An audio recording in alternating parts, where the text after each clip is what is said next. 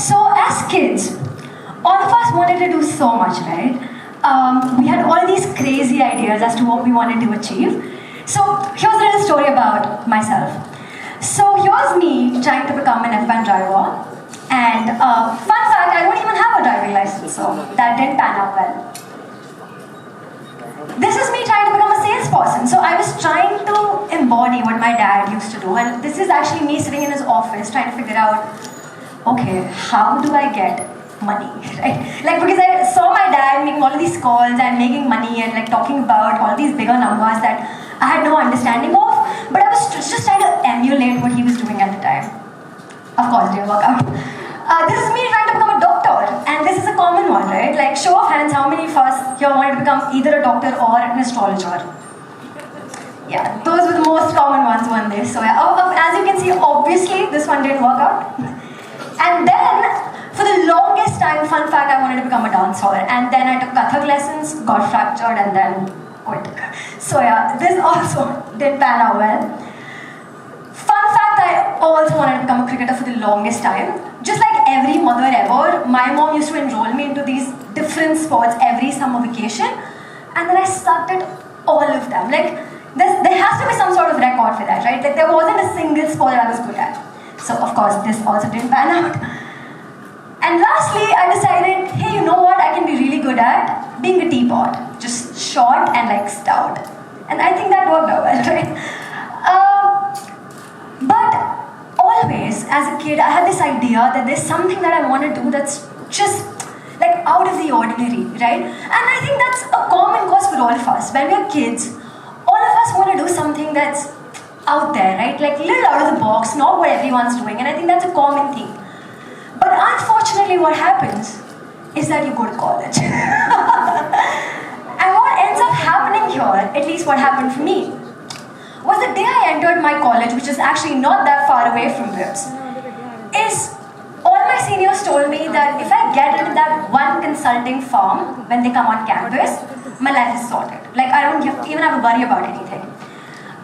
So all the 3 consulting firms actually hired from my campus, and one of them used to come like beginning of the session. So I remember thinking back in 2015 that like, okay, if I get into this consulting firm, my life's pretty much sorted. And I know what you all are thinking.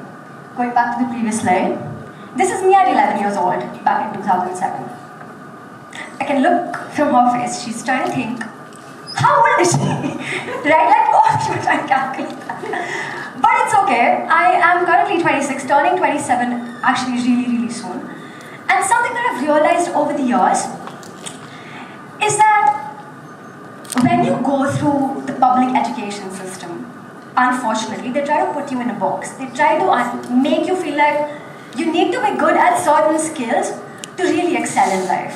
So for the longest time, all throughout my college life, I worked really hard towards getting into that one consulting firm without even understanding what consulting was.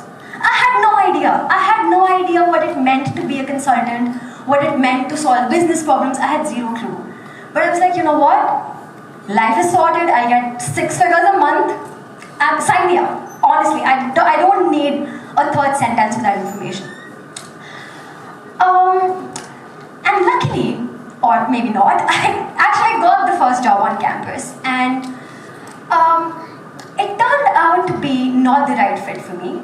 But it took me 2 years to realize that. I'm a slow learner. But what I learned in the process is that while yes, some things are the right fit for a lot of people, they might not be right for you. So today's conversation is actually not about me, not about my story, because that's truly relevant to all of you, right? But what's really relevant is that how do you find your passion? How do you find out what are you good at? How do you find out what do you need to do right out of college? And I wish this is something that people told me when I was graduating, because it would have saved me so much time and energy and like just mental health in general. So show of hands here, how many of you are planning on sitting for your campus placements? Okay, that's actually not a lot of you. Okay, now you're raising hands. Okay, guys, just answer quicker. Anyway, so I was one of you, and while I'm not trying to deter you from the process 100%, But this conversation in the next few minutes, I just want you to also know that there is an alternative. There is an option outside of the box. And that's what the conversation is going to be about. The first question you need to ask yourself is, what do your friends ask you about? And this is such a commonly ignored question. I remember when I was in college, or even when I started out my job, both of my best friends, who are actually not from commerce, used to come up to me and ask, hey, when starting jobs, we're getting salary, what do we do with it? Where do we invest it? How do we save taxes? And at the time, it did hit me that personal finance was something that came naturally to me. I just assumed that everybody knows this is basic knowledge. But turns out, if your friends are coming to you and if your family is coming to you and asking you certain questions about a certain area, it might just be that you are in the top percentile of that particular niche. It could be anything. It doesn't have to be finance. It could be marketing. It could be playing a guitar. It could be painting. It could be knowing about F1. It could be anything. But figure out what are your friends and family asking you questions about. That's an extremely, extremely helpful litmus test to figure out what way is my passion lying. Question number 2 you need to ask yourself is, what do you do with your free time? I know this sounds like basic, right? But it's just so oblivious to so many people. This idea that what truly makes me happy? What do I do in my free time when I'm not scrolling through Instagram? Keep doing that. I create content there. But what else do I do with my time when I'm not getting that dopamine hit every single time from a Netflix show or like from Instagram or YouTube? I realized in my journey that something that truly gave me a lot of happiness and what I did out of my free time, regardless of what the society expected out of me, was read a lot of personal finance books. Like, not to blow my own trumpet, but that's what a TEDx is about. So I read Rich Dad Poor Dad when I was 14. And a lot of it definitely had to do with the fact that my family had a finance background. But it's something that I genuinely enjoyed, which also explains why I did my undergrad in finance. But this is different for everyone. And it's also not just one single thing. The beauty about being human is that life is not linear. You're not just like one thing. You're like an amalgamation of so much. So you could be a guitarist, but also someone who's really good with Excel, for example. You could be a painter, but you could also be someone who's really good with, I don't know, like coming up with a business strategy. So you're an amalgamation of your own unique set of talents, and just recognizing that is so important. On the topic of, there's no linearity to life, right? When we create our resumes, and I'm sure a lot of you in the audience are in that process of like making a resume, figuring out what the career council wants out of you. But in all honesty, life is not linear. You obviously did not participate in a fancy dress competition 15 years back to become a consultant.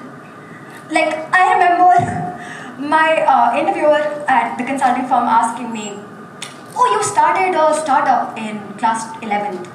How did that help you? How will that help you in your consulting career? And I just imagined that I was just sitting there thinking, I don't know. I genuinely don't know, because like looking back, yeah, it might make sense, but when I started a startup in 11th, I was not thinking about landing here.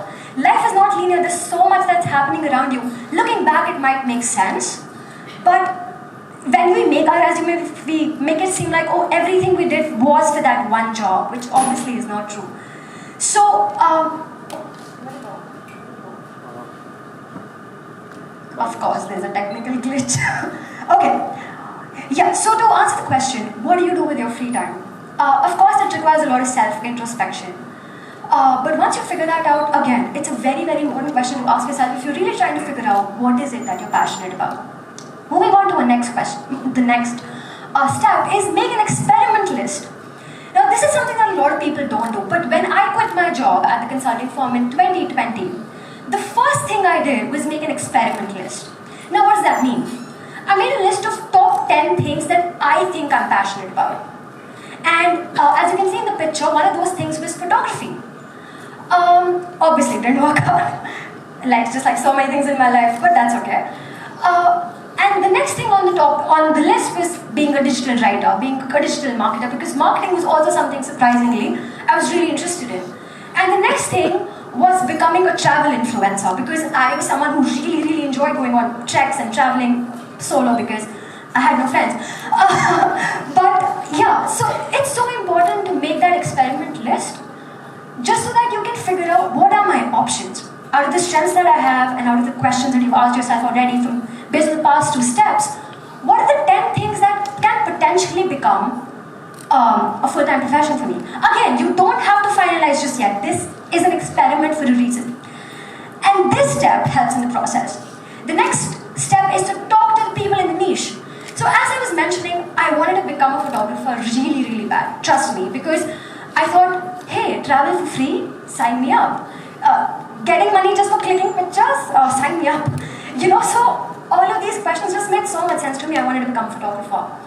And that's when I messaged a wedding photographer based out of Delhi on Instagram randomly saying that, hey, can I assist you for a wedding for a day? I won't charge you anything, I just want to see what the process really looks like.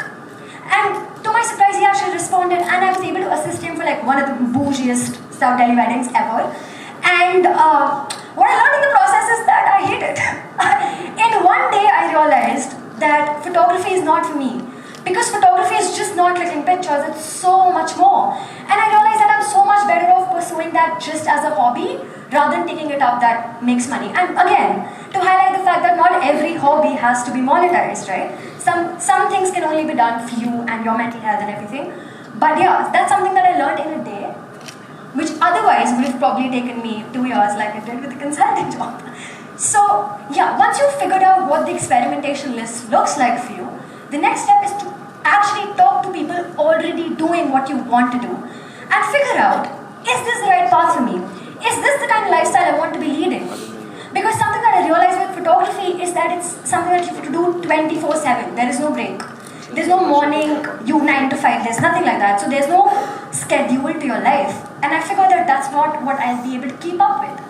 So I very quickly recognized that photography probably is not the right answer for me. Again, that experiment list could look so different for all of you.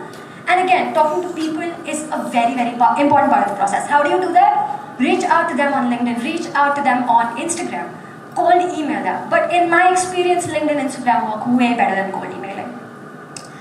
Next step in the process of figuring out your passion is pivot. Of course. Now what does that mean? In my context, it meant that when I started out photography and I in one day recognized it's not my cup of tea, I very quickly pivoted to the next thing. The next thing on the list was digital marketing. And I pivoted to that almost immediately. Because it's so important to not be stuck up with that one idea that, oh, I was really passionate about photography, why didn't it work out? Because it was not supposed to. Just move on to the next thing. Experiment. Again, repeat the entire process of figuring out, talking to people who are already in the digital marketing niche. And fortunately, that worked out for me. So there is a silver lining. I actually started out when I quit my job as in the consulting firm. The next serious job I had was that of a content writer. So I got hired with a really big publication, finance publication in India, and I was writing regular articles for them because I had that background. And that's something that I really enjoyed. The problem with that again was that I was not making a lot of money, which brings me to the next step is, it's okay to start from the bottom. I know when I quit my job at the consulting firm, and I keep saying consulting firm because I don't know if I'm allowed to say the name, but you can check out my LinkedIn. But that being said, after 2 years I quit my job, and at the time I was already like a senior associate there, and I was making way above 6 figures in a month. And that was a lot of money to say goodbye to without a plan. And that's exactly what I did. I had no plan. And not that I recommend it, but I was just so frustrated that I did it anyway. But it's so important to be okay with the idea of starting from the bottom. Because I felt so financially insecure with this idea initially, because all my peers were making at least 5 times more than what I was making. Because not only did they get promoted, I was making 1/5 of what I was earlier making. So be okay with that idea that, okay, I have to somewhere start again, start from the bottom, and be okay with that idea. Because once you figure out what your passion is, the growth is not your average 10% growth year on year. It's actually exponential. So once you figure out what your passion is, it's actually worth it to start from the bottom again. Which brings me to the next idea is, could be something you don't even know exists. And this is an interesting one, especially for me. So here's how the story goes. When I quit my job, I started writing content, as I mentioned earlier, and then I started working with some of the biggest fintech companies in the country. And one of those fintech companies actually asked me, hey, do you want to become the face of our YouTube channel? We're just starting out. And I was like, no. No, you cannot. There is no amount of money that you can give me that will convince me to be in front of the camera. I was that camera conscious. But what that did was that it instilled this idea in my head that, oh, content creation probably is a viable option. But for a year before that, I didn't even know that it existed, or it existed at least as a viable option for me. But very quickly I realized that, hey, that's something that I'm actually really passionate about. So what I'm trying to say is that while you're experimenting, while you're talking to people, you actually might figure out things that you don't know already. And that's okay, and that's actually great. So go in with an open mindset, because finding what you're passionate about is actually a very messy process. It's not like a linear process. It's not like, oh, step 1, step 2, a plus b squared equals to this. No, it's not like that. It's very messy. You will have nights where you will not be sleeping, you will be anxious, but I can almost like 99% guarantee you that it's worth it.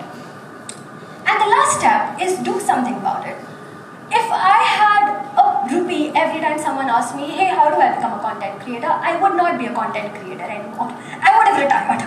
Because so many people ask me this question on the regular that, hey, like, what do I need to do to become a content creator? To create content. That's the step number 1. A lot of people spend so much time just planning out things, dragging that out for months, not taking a single step. And that's really not the way to go about it, to be honest.